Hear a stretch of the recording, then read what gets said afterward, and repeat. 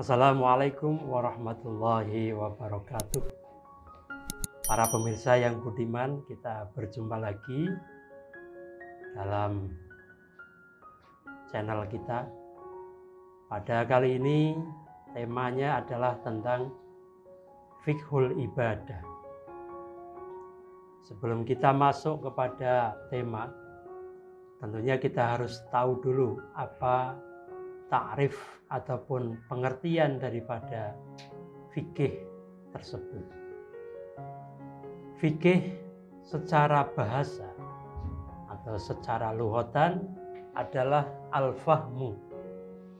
Jadi ketika ada kalimat faqiha fulanun, berarti dia adalah memahami tentang suatu hal. Ya, itu adalah kalimat fikih secara bahasa.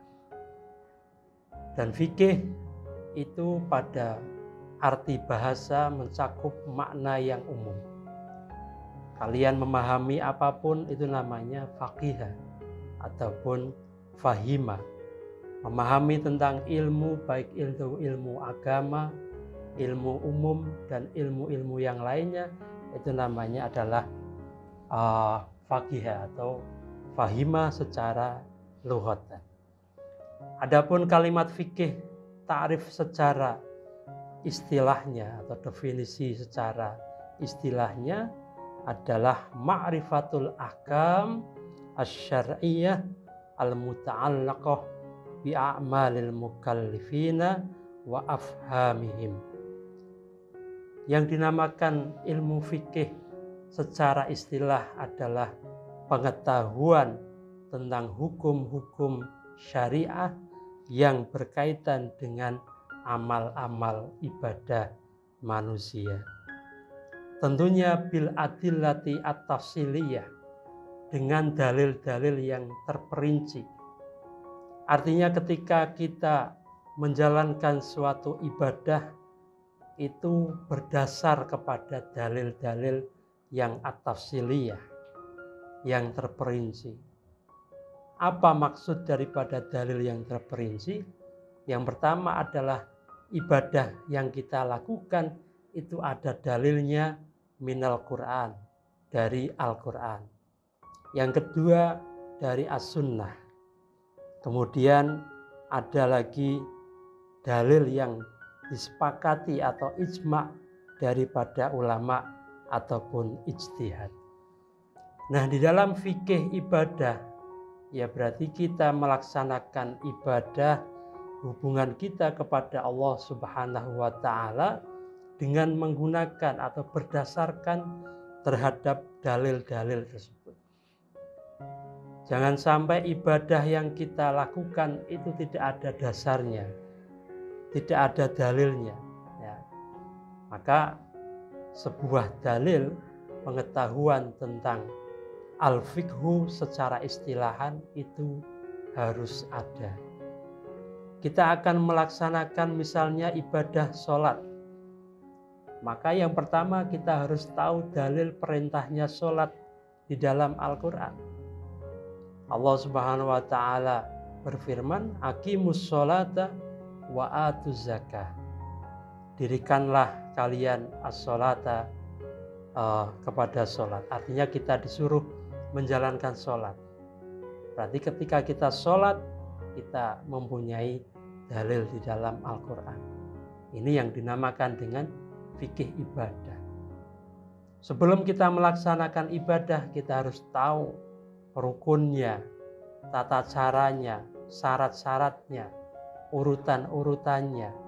Ya, misalnya sholat dimulai dengan niat ataupun sekaligus takbiratul ihram dan diakhiri dengan salam. Dan kita harus tahu juga apa yang membatalkan sholat, apa yang tidak boleh dilakukan di dalam sholat. Misalnya kita melakukan pergerakan 3 kali gerakan itu membatalkan sholat. Apa yang menjadi kesunahan, apa yang menjadi rukunnya, apa yang menjadi syaratnya, itu harus kita ketahui. Nah, mengetahui semuanya ini Tentunya dengan mempelajari yang namanya fiqhul ibadah. Misalnya lagi kita pada bulan ini, bulan Ramadan, kita melaksanakan siam, melaksanakan puasa. Maka sebelum berpuasa, ya kita harus tahu fiqhus siam, fikihnya puasa. Artinya mengetahui hukum-hukum secara syariat yang berkaitan dengan berpuasa, dengan dalil-dalil yang ada. Allah Subhanahu wa taala berfirman di dalam Al-Qur'an, A'udzu billahi minasyaitonir rajim.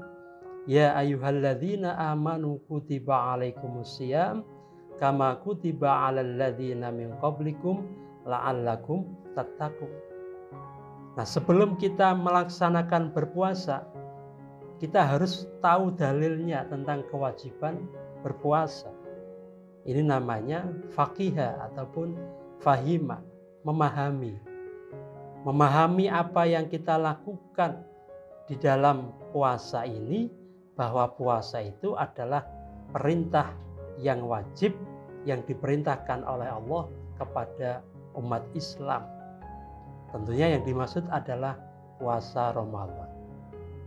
Kemudian di dalam hadis juga ada perintah-perintah untuk menjalankan puasa. Artinya Nabi Shallallahu Alaihi Wasallam memberikan keterangan-keterangan tentang puasa.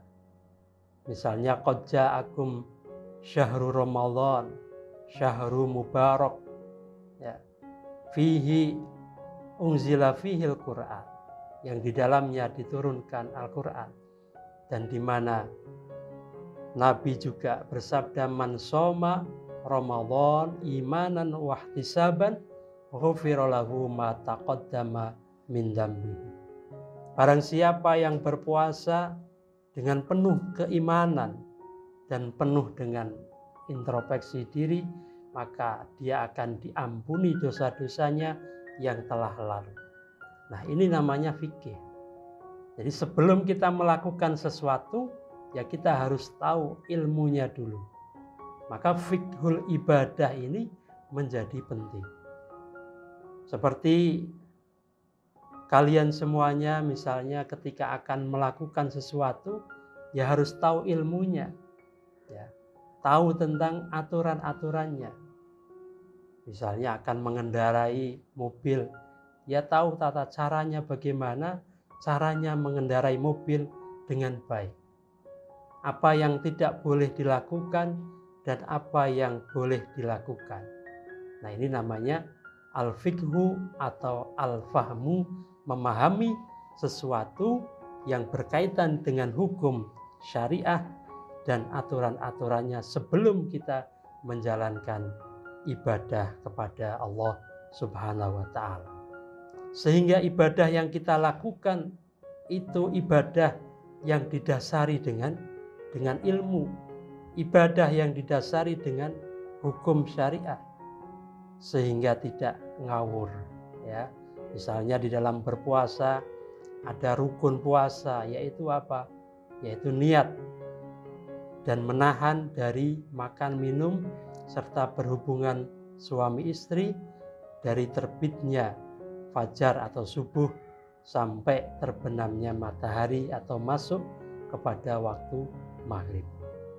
Apa yang dilarang di dalam berpuasa atau selama berpuasa, ya kita harus ketahui.